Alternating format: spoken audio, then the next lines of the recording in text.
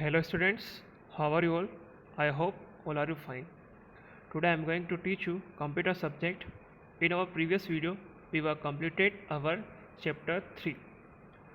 So till now we were completed chapter 1, chapter 2 and chapter 3 in our computer book.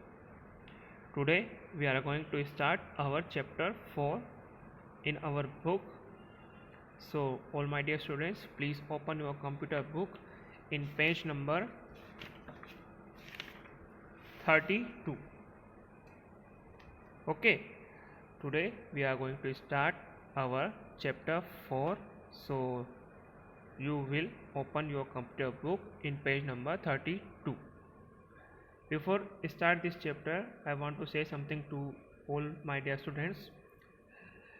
Many of the students were not completed their chapter 1, chapter 2 and chapter 3 till now. So I request to all the students who are not completed their chapter 1, 2 and 3, please complete the chapter 1, 2 and 3 and start the revision for your best result, because your exam is coming soon. आपकी exam जो है वो बहुत ही जल्द होने वाली है। तो जिन्होंने अभी तक किसी प्रॉब्लम या किसी कारण से आप बुक कंप्लीट नहीं कर पाए हैं, तो अच्छे से उसको कंप्लीट करें और अभी से आप लर्निंग याद करना स्टार्ट कर दें। Okay, now we will start our chapter 4. The name of the chapter is how a computer works. The name of the chapter is how a computer works. इस चैप्टर में हम कंप्यूटर के बारे में समझेंगे कि कंप्यूटर वर्क कैसे करता है, कंप्यूटर काम कैसे करता है. In this chapter we will learn about input process output circle या साइकिल भी बोल सकते हैं, जो and data and information. So start करते हैं यहाँ से फर्स्ट लाइन से. A computer is a machine which can not work by itself. जो हमारा कंप्यूटर होता है वो एक मशीन होती है जो खुद से कोई काम नहीं कर सकता है. It needs instructions to work. और कंप्यूटर को वर्क करने के लिए इंस्ट्रक्शंस की ज़रूरत होती है. इंस्ट्रक्शन मतलब निर्देश, ठीक है. तो कंप्यूटर जो है वो खुद से काम नहीं कर सकता है, उसको काम करने के लिए इंस्ट्रक्शंस की ज़रूरत होती है. There are certain steps that a computer follows to perform a task. Computer को वर्क करने के लिए अगर उसको कुछ स्टेप्स फॉलो करना होती है. Let's learn some task that a computer perform. अब कंप्यूटर कैसे वर्क करेगा, यहाँ पे हम प्रोसेस वाइज यहाँ पे बहुत अच्छे से इसको समझने वाले हैं. तो यहाँ पे नीचे आपको दे रखा है input process output cycle. Input process output cycle, इसका शॉर्ट फॉर्म भी आपको दे रखा है यहाँ पे ब्रैकेट में, IPO. The full form of IPO is input process output cycle, ठीक है. The process of computer task is divided into 3 steps. और जो कंप्यूटर की वर्क करने की जो प्रोसेस होती है वो 3 स्टेप्स यहाँ पे डिवाइड कर रखी है, 3 स्टेज में डिवाइड कर रखी है. फर्स्ट होती है इनपुट, सेकंड होती है प्रोसेस और थर्ड होती है आउटपुट. फर्स्ट होती है input, second process and third है आउटपुट. एक इनपुट में आपको यहाँ पे लिखा है accept data such as draw facts figures and symbols. जो इनपुट होता है उसमें क्या क्या आता है, डाटा के साथ साथ कोई सा रॉ फैक्ट्स हो सकता है, फिगर हो सकता है या सिम्बल्स हो सकते हैं. जैसे हम जो इनपुट होता है, जैसे इनपुट डिवाइस के बारे में हम, इनपुट डिवाइस में आपका कीबोर्ड होता है जिससे हम स्पेलिंग्स टाइप करते हैं, सिम्बल्स टाइप करते हैं, नंबर्स टाइप करते हैं, माउस से सेलेक्ट करते हैं, क्लिक करते हैं. ये इनपुट डिवाइस में होते हैं कीबोर्ड एंड माउस. उससे जो हम डाटा क्रिएट करते हैं, टाइपिंग वर्क करते हैं, उसमें या तो कोई सा फिगर्स लाते हैं या कोई सा शेप लाते हैं या कोई सा सिंबल लाते हैं, तो वो इनपुट प्रोसेस में होता है, इनपुट में होता है. प्रोसेस, जब हम इनपुट कोई सा डाटा हमारे इनपुट डिवाइस से क्रिएट करते हैं तो उसकी प्रोसेसिंग, आपकी प्रोसेस स्टार्ट हो जाती है. इनपुट करने के बाद उसकी प्रोसेस चलने लगती है. Action performs on data to make meaningful information. तो जो भी हम इंफॉर्मेशन डाटा इनपुट डिवाइस के द्वारा देते हैं उसकी प्रोसेस फिर इनपुट के बाद चलती है, जिससे कोई मीनिंगफुल इन्फॉर्मेशन बन सके प्रोसेस होने। इस जो हमारा रो फैक्ट्स होता है, फिगर्स होते हैं, सिम्बल्स होते हैं, डाटा जो भी होता है हम जो क्रिएट करते हैं कंप्यूटर पर, उससे जो प्रोसेस होने के बाद वो क्या बनाता है, मीनिंगफुल इन्फॉर्मेशन। उससे एक मीनिंगफुल इन्फॉर्मेशन वो प्रोसेस के दौरान बनाते हैं। Output the result after processing, और जब इनपुट होने के बाद प्रोसेसिंग कंप्लीट हो जाती है, उसके बाद जो रिजल्ट हमको मिलता है उसको हम आउटपुट कहते हैं। सबसे पहले हम इनपुट करते हैं, प्रोसेस करते हैं, उसकी प्रोसेसिंग चलती है, फिर आउटपुट करते हैं। एक छोटा सा इसका एग्जांपल मैं आपको देता हूँ। जैसे कि आपका एक टोस्टर मशीन जो होती है, सबसे पहले हम टोस्टर मशीन को टोस्ट करने के लिए क्या करते हैं, सबसे पहले जो टोस्ट होता है उसको लेते हैं इनपुट में। यहाँ पे हम टोस्ट लेंगे सबसे फर्स्ट में, ठीक है। उसको प्रोसेसिंग में जो उसकी टोस्टर मशीन होती है उसको हम यहाँ पर प्रोसेस करेंगे, उसको बेक करने के लिए। देन आफ्टर जब वो प्रोसेसिंग कंप्लीट हो जाती है, हमारा जो ब्रेड या टोस्ट है वो सेक हो जाता है, उसके बाद जो हमको कंप्लीट मिलता है तो उसको वो आउटपुट के रूप में मिलता है। तो सबसे फर्स्ट प्रोसेस होती है हमारी input, then after processing, then after third output. Okay, now next page open करेंगे हम।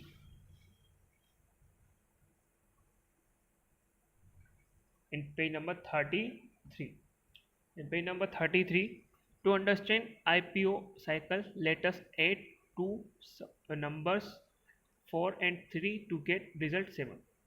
यहाँ पे आपको इनपुट प्रोसेस आउटपुट साइकिल को समझाने के लिए यहाँ पे एक एग्जांपल बता रखा है कि वो बता रहा है कि यहाँ पे वो 2 नंबर्स को ऐड करने वाले हैं, 4 और 3 को, जिसका आंसर क्या आएगा ऐड करने पर 7। तो सबसे पहले उन्होंने क्या करना बताया है, इनपुट कैसे करेंगे हम। तो लिखा है यहाँ पे here 4 and 3 are 2 input numbers and as calculation sign. यहाँ पे आपको इनपुट में क्या करना है, पे इनपुट डिवाइस से क्या करना है, आपको 4 टाइप करना है, 3 टाइप करना है, प्लस का साइन टाइप करना है, ठीक है।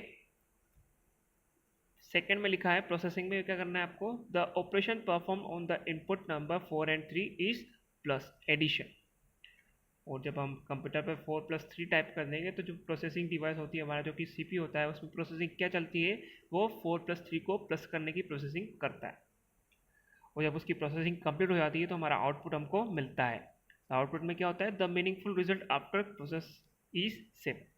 और जब आपका प्रोसेसिंग कंप्लीट हो जाती है, मतलब वो जब आपका कंप्यूटर है वो 4 + 3 कर लेता है, मतलब 4 को 3 में प्लस 4 और 3 को प्लस कर देता है, तो आपका आंसर क्या आता है 7। It's our output. और जो 7 हमारा आया है वो क्या होता है, हमारा आउटपुट होता है।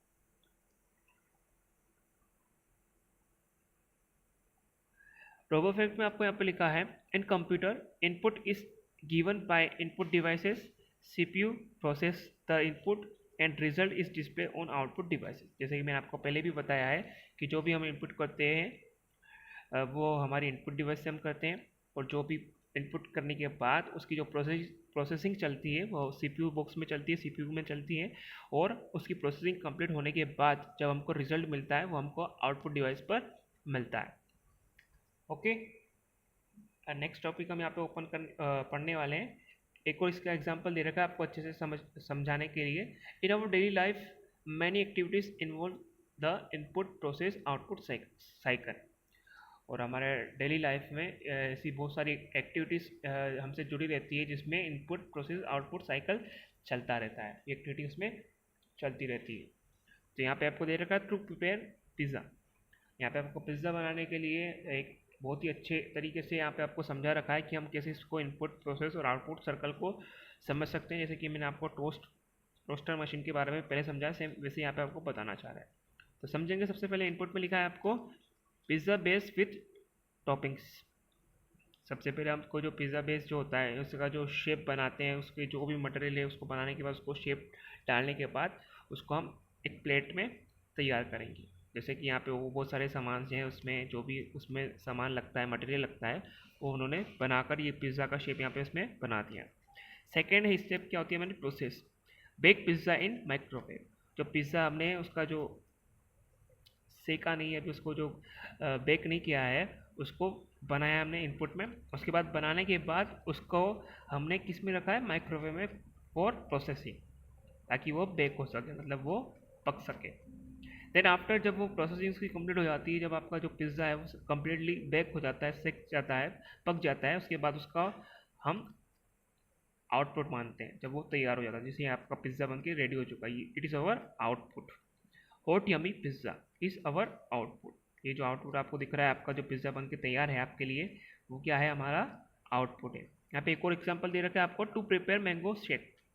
आपको मैंगो शेक बनाने के लिए एग्जांपल बता रखा है। मैंगो शेक बनाने के लिए आपको यहाँ पे फिर से 3 स्टेप्स फॉलो करनी होती है। सबसे फर्स्ट इनपुट, सेकेंड प्रोसेस और थर्ड आउटपुट। तो सबसे पहले हम मैंगो पल्स, मतलब जो मैंगो को अच्छे से कट करेंगे, उसके पीसेस करेंगे और उसके जो ऊपर का जो कवर होता है, छिलके होते हैं, उसको कट करेंगे, अच्छे से निकालेंगे, वो लेंगे, फिर उसके छोटे छोटे पीसेस करेंगे, उसमें शुगर ऐड करेंगे और मिल्क ऐड करेंगे। ठीक है, उसमें मैंगो पल्स मतलब जो आप मैंगो को कट करने के बाद, उसको छिलने के बाद उसके छोटे छोटे पीस करते हैं, उसको बोलते हैं शुगर। मतलब आप उसमें शक्कर डालेंगे, और मिल्क मतलब आप उसमें मिल्क, सभी जानते हैं मिल्क, उसमें तीनों चीज़ें इसमें मिक्स करके रखेंगे हम हमारे एक कंटेनर में। Then after blend in the mixer grinder. इसके बाद ये सारी इनपुट के लिए हमने मैंगो पल्प ले लिया, शुगर ले ली, मिल्क ले लिया, उसके बाद इस तीनों चीज़ों को हम मिक्सर के जो ये जार होता है इसमें डाल देंगे। देन आफ्टर क्या करेंगे, blend in the mixer grinder. उसके बाद हम इसको मिक्सर जो मशीन, हमारी मिक्सर ग्राइंडर जो मशीन होती है, उसमें इसको शेक बनाने के लिए, मैंगो शेक बनाने के लिए उसको ऑन कर देंगे इस मिक्सर को, तो वो हमारे लिए शेक बना देता है।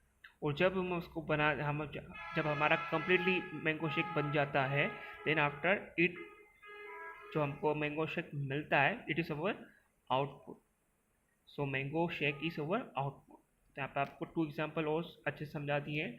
पिज़्ज़ा वाला एग्जाम्पल है और मैंगो शेक वाला एग्जाम्पल। जिससे हम समझ सकते हैं कि जो कंप्यूटर सिस्टम हमारा होता है, कंप्यूटर होता है, उसमें 3 प्रोसेस हमको कंप्लीट के बाद हमको हमारा रिजल्ट मिलता है। सबसे फर्स्ट इनपुट, हमको हमारा जो भी डाटा क्रिएट करना है वो बनाना होता है, उसकी फिर प्रोसेसिंग चलती है CPU में।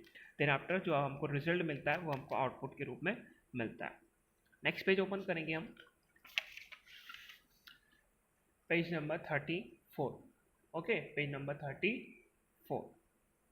इन page number 34 next topic is to make clay models. एक और एग्जांपल दे रखा है आपको, सॉरी ये नेक्स्ट टॉपिक नहीं है हमारा, एक और एग्जांपल है, जल्दी से इसको समझेंगे।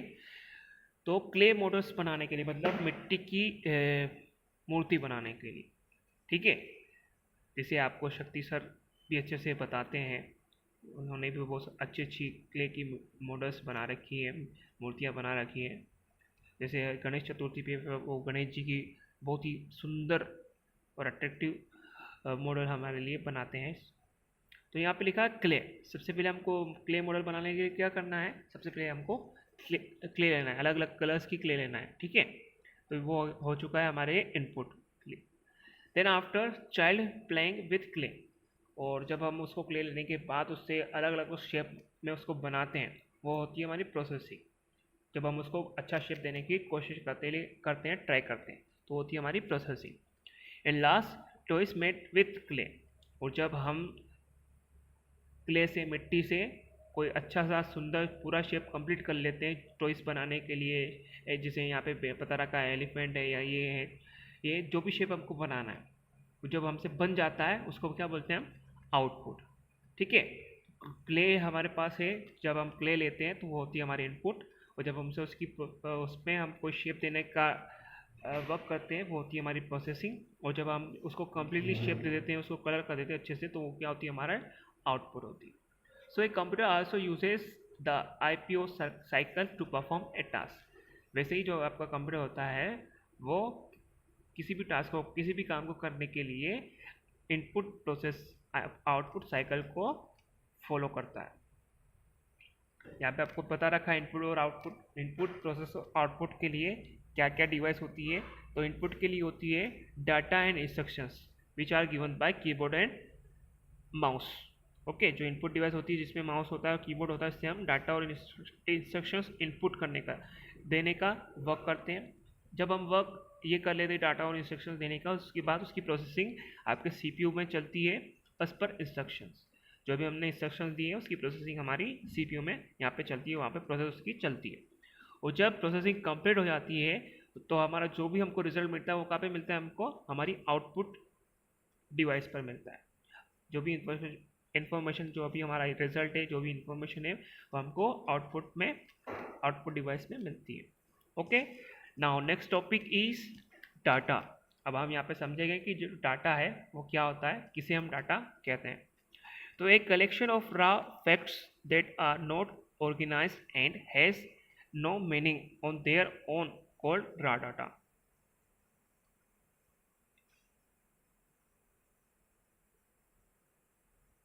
क्या बता रखा है यहाँ पे आपको डाटा का मीनिंग?